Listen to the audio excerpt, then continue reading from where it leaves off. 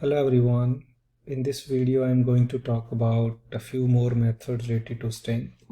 So there is another useful method, we call it split. Whenever you have a long string and you want to split the long string based on something, we can use split. Okay, so this is how we can use split.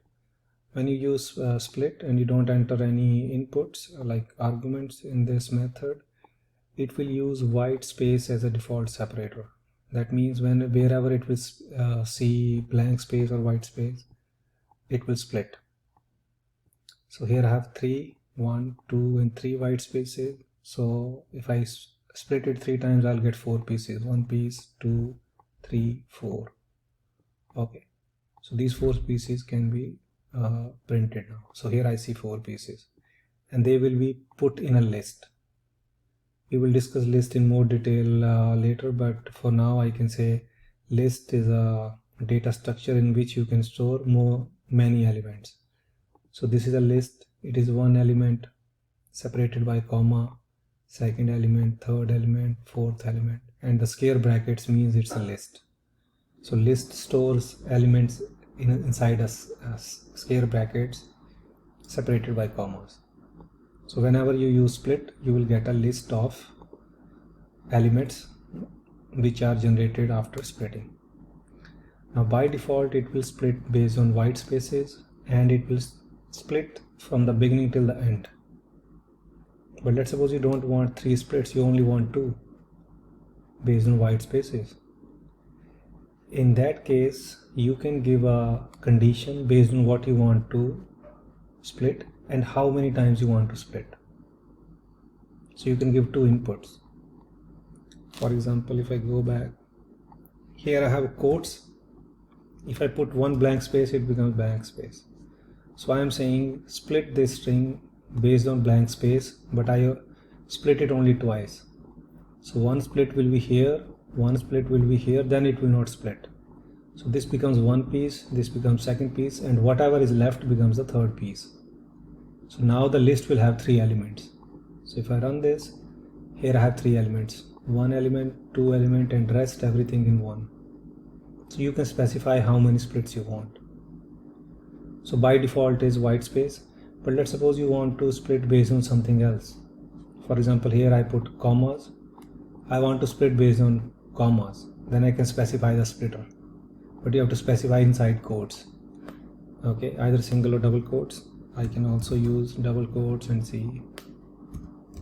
So I am saying wherever you see this comma, split it, but maximum I want 2 splits. Now if you don't mention this, I think it will split all of it. It's splitting all of it based on these commas.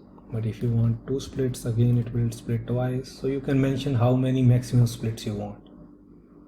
Similarly, if there is something else, let's suppose you have a star, you want to split based on star. So wherever it will see a star, it will split. You can specify any character here. Now there is a 1 split, second split, 2 stars are there. So it's splitting based on stars. Okay. So this is a very useful method wherever you want to split it. Another method is what we called find. If you have a long string and you want to find any specific character or characters, you can use find. When you use find, it returns you the index number where first occurrence has happened. For example, here I am saying this is a long string. I want to know whether coding is present inside this string or not. So when I will use find, it will return me the index number where first time coding has occurred or coding is there. So here if I say these are 8 characters, blank space is 9th, coding is starting from 10th character. 10th character means 9th index, so I am getting 9 here. Okay, so by default it will start finding from the beginning of the string and return the index number where first occurrence has occurred. But let's suppose you want to start finding from somewhere else, not from the beginning. Let's suppose you want to start finding from 15th index onwards. You don't want to start from the beginning. Then it will start looking. Let's suppose here I am saying start looking from 15 index onward. Then coding is also there second time, which is the 25th index. That means this is 26th character. Okay, that means after 15th index, coding is found at 25th index. That means 26th character. Okay, so that is the use of finding. You want to find the character. Okay, now if you want to count how many times coding is present, you can use count function. It's straightforward. It returns you the number of occurrences. So I'm saying coding is there twice in this, so I'm getting return 2. Okay, so this is count function. Okay, there is another method we call strip. Strip method as the name says, it will remove something, but strip methods only work in the beginning of the string and at the end of the string. In between it doesn't work. For example, I have a string here. It has some white spaces in the beginning and white spaces at the end, and in between also there are some white spaces. When I will use strip, it will remove white spaces from the beginning and from the end, but not from the in between. So by default it removes white spaces from the beginning and the end. That's a strip method. Okay, so now if I run this, I can see this is normal printing. White spaces are here, white spaces are here. Now when I use strip, white spaces from the beginning is removed, from the end it's removed, and in between it remains like this. So strip method only work at the beginning and the end of the string. That's the key point. Now let's suppose I want to remove something else. You can specify what characters to remove.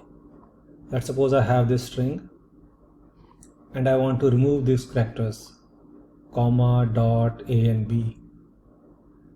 So strip method works like I said, it works only at the beginning and the end of it. So let's suppose, what is the first character here? Comma. Is it in the remove list? Yes, so this will be removed. A, is it in the list of removal? Yes, so this will also go. Dot is also here, so these will go. Now when it comes to C, C is not in the list, so it will stop here. These will be gone, C will remain like this. Now we go to the end, and A is there in the list, it will go. A is there, it will go. B is there, it will go. Comma is in this list, it will go. Then comes A, it will go. B go, like this. Dot, these will go. When it comes to R, that is not in the list, it will stop here.